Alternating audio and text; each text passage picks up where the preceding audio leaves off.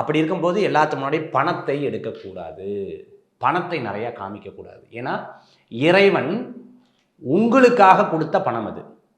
நல்லா கவனிச்சுக்கோங்க, இறைவன் உங்களுக்காக கொடுத்த பணம். நீங்கள் அதை எடுத்து வெளியில் காமிக்கும் பொழுது இன்னொருத்துக்கு அந்த பணத்தின் மேலே ஆசை வருகிறது. Because it's for you.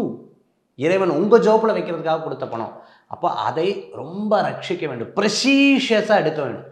அப்போது அந்த பணத்தை நம்ம பத்திரமாக வைத்துக்கொள்ளணும். அதே மாதிரி கை நிறைய பணம் எப்பவுமே இருக்கணும். என்கிட்ட பணமே இல்லை இப்படிங்கிற வார்த்தை சொல்லவே கூடாது. கை நிறையாக பணத்தை வைத்து கொள்ள வேண்டும். 2வது பாயிண்ட். 3வது பாயிண்ட், கையில் பணம் இருந்ததுன்னா மனைவி கிட்ட, அம்மா கிட்ட, சகோதர சகோதரி கிட்ட, பொன் குழந்தைகள்கிட்ட கொடுத்து வாங்கிக்கணும். ஏன்னா அவர்கள் தான் சேமிப்பின் லட்சணாகாரம்னு சொல்லுவாள். அதாவது அவங்க வீட்டில் மகாலட்சுமி அவள் கையில் கொடுத்து வாங்கினாலே செல்வங்கள் பெருகும்.